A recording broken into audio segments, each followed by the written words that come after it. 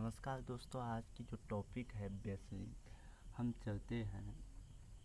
आप सब देख रहे हैं कि विकास यानी सबसे पहले ये जानते हैं कि विकास है क्या। तो आप सबको पता है कि विकास जो होता है कि हमारे देश की सबसे महत्वपूर्ण चीज़ है।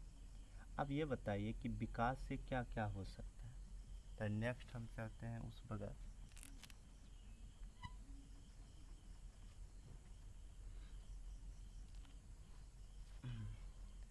तो ये बताइए विकास से हो क्या सकता है, यहाँ देखते हैं। तो विकास का मतलब होता है इमोमेंट का जो मेन फंडा होती है कि विकास की कि देखो, हमने देखते हैं कि विकास जो होता है कई चीज़ स्तर में होती है, जैसे कि काम करना, ऐसे बहुत सारी चीज़ें में। जैसे कि यहाँ लिखा है कर्मिक विकास। तो कर्मिक विकास है क्या? तो कर्मिक विकास कह रहा है कि वैसे जीव जो संसार में उत्पत्ति के पूर्व उपस्थित अनेकों अपेक्षाकृत सरल, मतलब कह रहा है कि अनेकों अपेक्षाकृत सरल मतलब सामान्य रूप से जिससे धीरे धीरे आनुवांशिक परिवर्तन में एकीकृत होते हैं।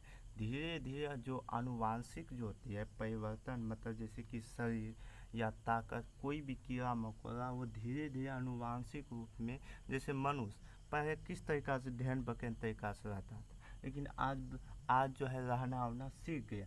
तो वहाँ कहा कि आनुवांशिक परिवर्तन में एकीकृत हो गए परिणाम स्वरूप उसका जो परिणाम है उसके स्वरूप वर्तमान जीव जंतु का उदय होता है।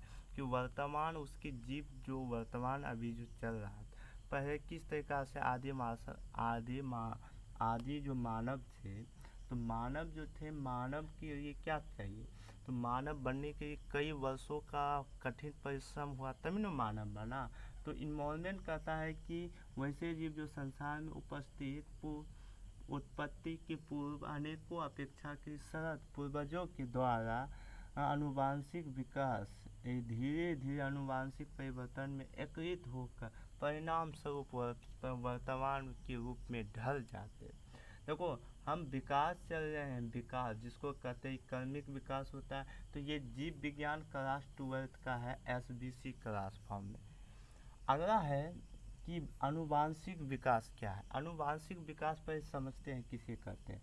आनुवांशिक कहता है कि वैज्ञानिक सिविल राइट्स, किसको कहते हैं? सिविल राइट्स ने कई बड़ी आबादी का कई बड़ी आबादी का एक कुछ का भाग घटनावश के मतलब उसकी जो जितने भी घटना था उसके बाद परिजनों के एरियो को विश्ववाणी सहयोग वश परिवर्तन होता है।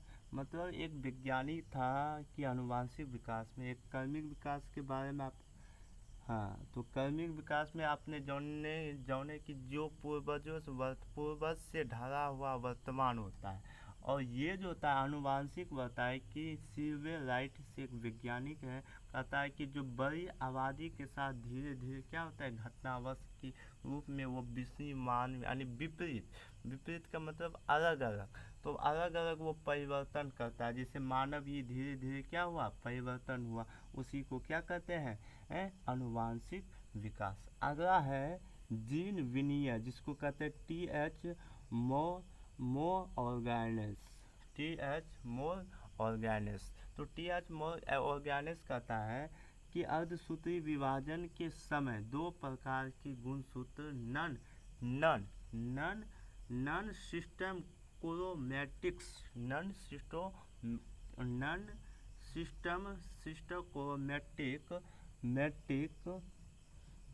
जीनों में अदला बदला होता है। अदला बदला मतलब क्या हुआ? अलग अलग अगल बगल होता है, मतलब इसका गुण उसमें चला जाता है, उसका गुण इसमें। जैसे कि आपने आपको बताए थे कि जीन का मतलब जीन विनियम, जैसे कि आप मैथ भी पढ़े होंगे कि इसका जो एक भाई है इधर आ जाता है और उसका दूसरा भाई उधर में, यानी दोनों में क्या करता है अदला बदली का काम करते हैं, इसको कहते हैं TH और माइसे। तो अर्धसूत्री के बारे में अपने दो प्रकार के क्या होता है, गुणसूत्री, जिसको कहते हैं नॉन सिस्टम क्रोमैटिक्स। अगला है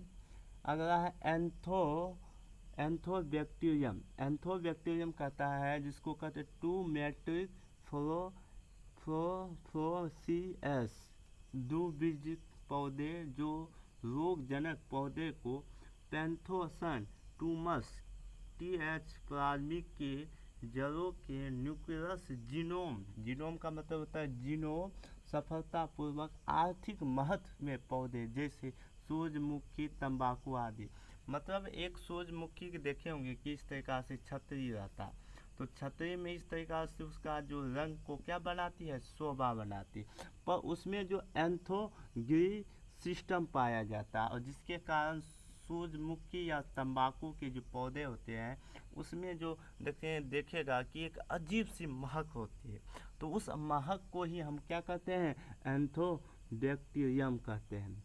अगला है डार्विन चार्ल्स।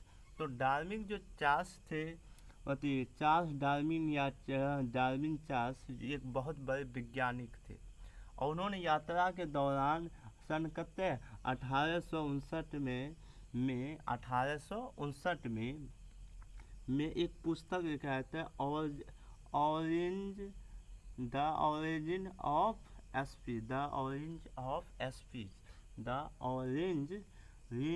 ऑफ स्पीच नामक एक पुस्तक में उन्होंने बहुत सारे प्राकृतिक घटनाओं के बारे में उन्होंने लिखा, जैव की विविधता को बारे में लिखा। तो कौन वैज्ञानिक, तो चार्ल्स डार्विन ने लिखा था। और एक और भी, जब मानव की सेक्स की परिवर्तन जो हुआ, तो सेक्स के परिवर्तन के कारण उन्होंने किया, जैसे एक पुस्तक demoting of man and the society and relationship to sex, और मानव का नाम उन्होंने ही रखा था।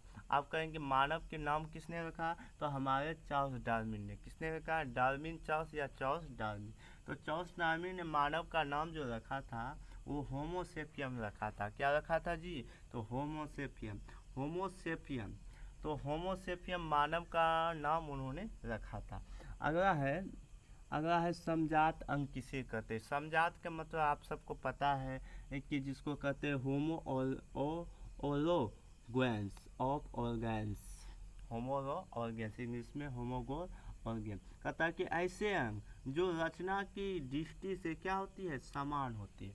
ऐसे जो अंग होते हैं, जैसे हमारे मानव के शरीर में जितनी भी रचना है, आँख, कान, मुंह, दांत, ये सब, हाथ, पाँव, तो ये सब जितने भी है, तो वो सब की है, एक अंग है। देखो दोस्तों, मानव के जो अंग जे है वही रहते, लेकिन जो होता है और कार्य की दृष्टि से वो भिन्न होते हैं या अलग होते हैं। आपको पता है कि घोड़े की और मानव की जो अर्घपाद होते हैं वो देखने में भले ही अलग होती है, लेकिन उसका काम जो होता है क्या होता है, भिन्न होता है, लेकिन मानवीय में इफेक्ट दे देते हैं। जैसे आपके भाई 4 गो है, चारों गो माँ के पेट से पैदा हुए हैं, चारों जो देखेगा कि सबका कार्य जो है अलग अलग, कोई ये बिजनेस करता है, कोई मोटिवेशन स्पीकर चलाता है, कोई गाड़ी चलाता है, ऐसे सबका अलग अलग चीज़ होता है, समझे। तो सब अपने अपने कामों से अपने इस संसार में एक चीज़ हम बता देते हैं, जीवन की सत्य है कि जो व्यक्ति पैदा होता है वो अपना खुद का ही तय करता था। पहले ज़माना कुछ और थे कि पूर्वज जो फैसला लेती थी वही इम्पोर्टेंट थे, लेकिन आज की ज़माना क्या है कि आप स्वयं खुद की फैसला लो, क्योंकि आपको कोई बताने वाला नहीं आएगा। जैसे हम टीचिंग कर, तो टीचिंग हमको कोई कहेगा कि नहीं करो, कोई आपको नहीं कहे, उसको तो आप दबाएगा। तो अगला हम चलेंगे असमजात अंग किसे कहते हैं, तो होती असमजात अंग। तो असमजात अंग कहता है कि क्या ऐसे समजात अंग के विपरीत जंतुओं के कुछ ऐसे अंग या कुछ ऐसी रचना होती है जिसके कार्य समान होते हैं, जिसके कार्य क्या होते हैं, समान होते, और उत्पन्न और रचना की दृष्टि से क्या होती है, भिन्न होते, जैसे चमगादड़ और कीट। तो चमगादड़ और कीट ऐसे जो होते हैं जो देखने में क्या होते हैं, तो देखने में जो होता है देखने में सेम टू सेम उसका काम कार्य एक जैसा होती है, बल्कि उसकी जो होती है उत्पत्ति और दृष्टि वो अलग होती है। और समजात में क्या होता था, और समजात में होता था कि उत्पत्ति दृष्टि एक है पर उसका कार्य अनेक है, उसका कार्य एक जैसा नहीं है। पर वो समझाप कहता है कि उत्पत्ति और जो होता है उत्पत्ति या यहाँ कह रहा है, यहाँ कह रहा है कहाँ, हाँ तो यहाँ कह रहा है कि रचना और उत्पत्ति एक जैसा नहीं है पर उसका कार्य एक, जैसे आप कुत्ता और बिल्ली में देखते हैं, उसमें कुछ अंग जो होता है वो समजात पाया जाता है, देखने में उत्पत्ति भले ही अलग जैसा हो पर उसमें कुछ ना कुछ ऐसे अंग जो समान रूप से करता है, जैसे बैठने की कला। तो ये सब हमने आपके बता दिए कि विकास, और ये अध्याय 9 का है, विकास इन मूवमेंट जीव विज्ञान क्लास 12 का। SVC सर आप धीरे धीरे प्लेटफॉर्म ला रहा है एडिटिंग की, जिससे आपको बेहतर सुविधा मिले। तो इसके लिए हम चाह रहे हैं कि 10 से 1 बजे एडिटिंग इसकी कंप्यूटर में सीखें। धन्यवाद।